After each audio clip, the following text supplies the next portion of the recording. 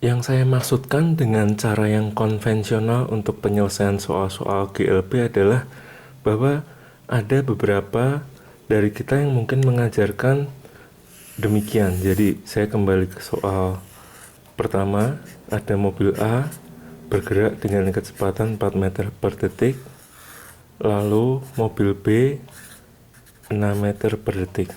Nah, yang pertama adalah cara konvensional ini, jadi kita menggunakan permisalan, di mana ketika mobil A bertemu dengan mobil B, nah kita misalkan A sudah menempuh jarak X.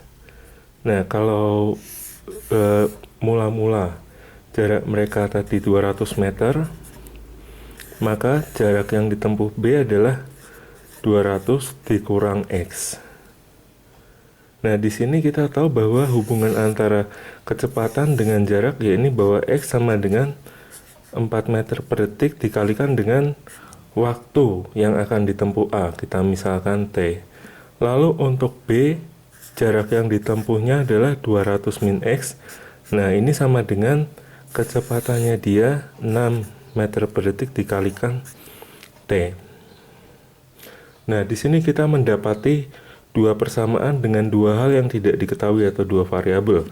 Maka untuk menyelesaikannya kita dapat memasukkan salah satu variabel, yakni dengan cara substitusi 200 dikurang 4 kali T sama dengan 6T. Jadi 200 sama dengan 10 T. Maka kita dapati waktu kedua mobil ini bertemu 200 dibagi 10 atau 20 detik. Nah, demikian kita akan mendapatkan juga jarak yang ditempuh oleh A, yakni 4 dikali 20, 80 meter. Lalu jarak yang ditempuh B berarti 200 dikurang 80, 120 meter.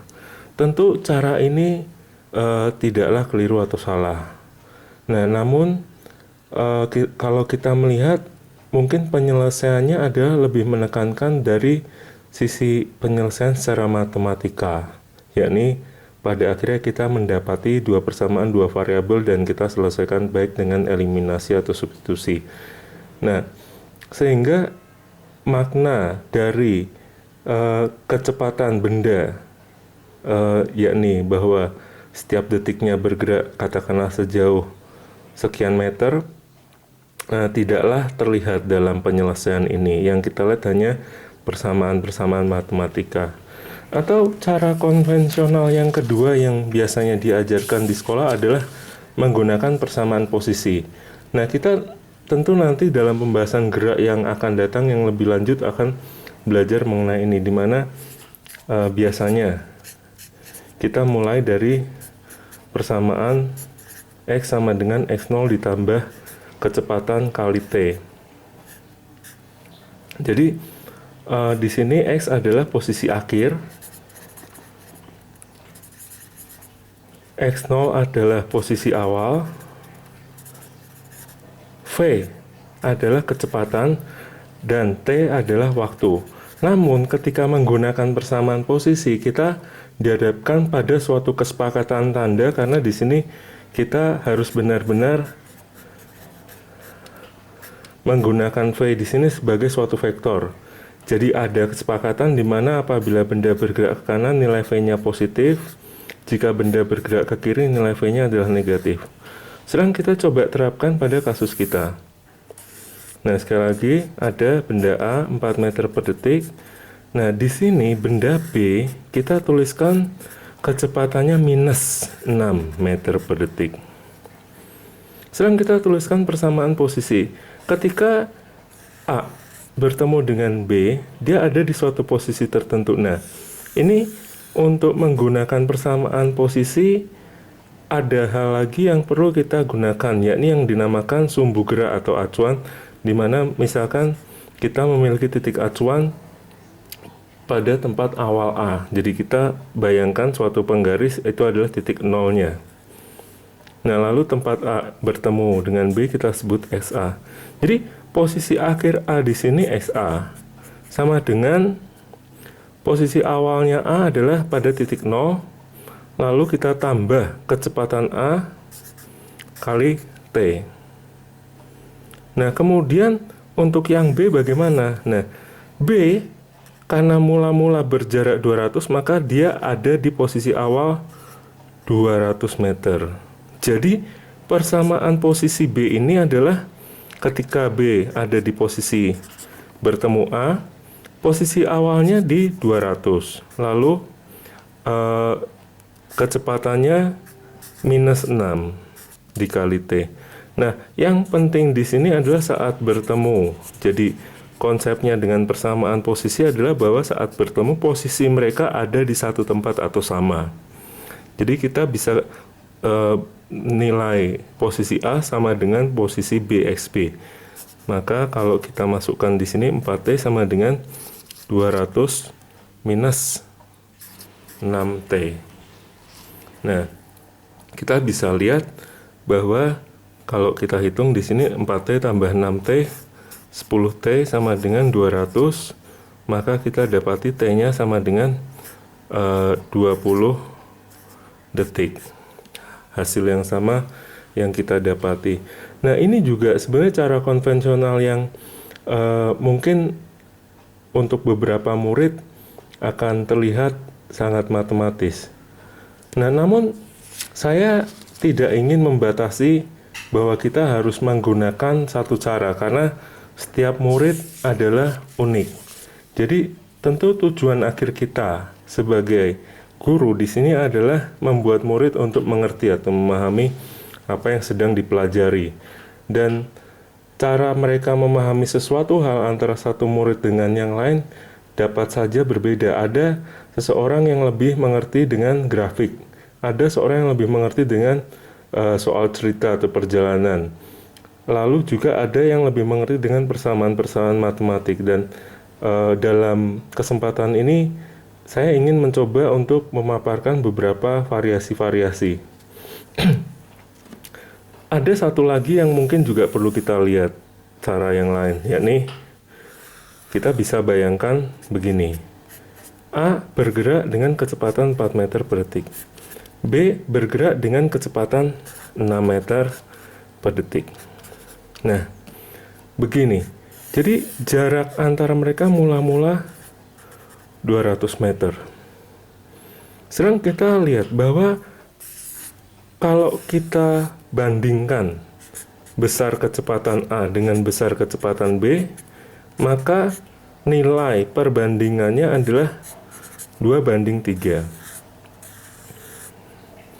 Nah, ada yang menarik di sini bahwa kita bisa bayangkan kalau A bergerak sejauh 2 meter, maka B akan bergerak sejauh 3 meter. Nah, sekarang kita bisa pikirkan bahwa dalam jarak 200 meter antara A dengan B ini, kita bagi daerah-daerah yang merupakan sebanyak jumlah dari nilai perbandingan mereka. Dalam hal ini kita dapati nilainya sama dengan 5. Jadi kita misalkan dalam 200 meter itu kita bagi 5. Nah, kita lihat bahwa tadi apabila nilai perbandingan kecepatan mereka 2:3, kalau A sudah bergerak sejauh 2 kotak di sini, maka dalam waktu yang sama B akan bergerak sejauh 3 kotak. Nah, tentu mereka akan bertemu di tempat ini. Jadi kalau kita lihat di sini, maka nilai jaraknya mereka untuk A adalah 2/5 dari 200 meter, atau kita lihat dapat jarak sejauh 80 meter, dan yang ditempuh oleh B 3/5 dikali 200 meter, yakni 120 meter. Nah, ada juga beberapa murid yang mungkin memahami dengan cara demikian. Jadi, kita lihat bagaimana situasi yang ada atau murid-murid di kelas. Namun memang untuk makna dari besaran-besaran seperti kecepatan, maka cara yang pertama kali kita diskusikan kemarin adalah cara yang paling tepat.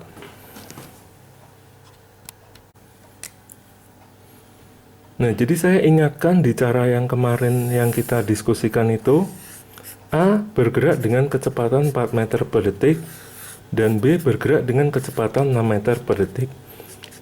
Jadi kita tahu bahwa setiap detik A akan bergerak sejauh 4 meter, dan B setiap detiknya akan bergerak sejauh 6 meter. Maka, tiap detik A dan B bertambah dekat sebesar 4 meter tambah 6 meter, 10 meter. Nah, apabila jarak mereka ini 200 meter mula-mula, maka T bertemu adalah 200 dibagi 10, yakni 20 detik. Nah, jadi dari mana nilai 10 ini? Nah, ini 4 sama 6. Atau kita bisa coba pikirkan, kalau seandainya A bergerak dengan kecepatan VA dan B bergerak dengan kecepatan VB, lalu jarak antara mereka mula-mula ini D, maka waktu bertemu kedua mobil ini, jarak antara mereka mula-mula D, kita bagi dengan VA plus VB. Nah, untuk kasus yang kedua, yakni saling mengejar, di sini kita bisa lihat ada mobil P bergerak dengan kecepatan 5 meter per detik. Lalu mobil Q bergerak dengan kecepatan 3 meter per detik. Nah, di sini kita bisa coba pikirkan dari nilai kecepatan ini. Jadi, P mengejar Q sebesar 2 meter per detik. Dari mana 2? Selisih antara 5 dengan 3. Jadi, nah, kalau P mengejar Q sebesar 2 meter per detik, lalu jarak mula-mula mereka di sini 10 meter, maka P akan menyusul Q setelah, nah, kita sebut waktunya T, jarak mula-mula mereka dibagi dengan kecepatan P mengejar Q, yakni 2 meter per detik, dan kita dapati 5 sekon. Atau kalau seandainya kita buat keadaan ini, misalkan P punya kecepatan VP lalu Q VQ, di mana VP harus lebih besar dari VQ, lalu jarak mula-mula mereka misalkan D, maka T menyusul P menyusul Q, yakni jarak antara mereka mula-mula kita bagi dengan selisih antara VP dengan VQ.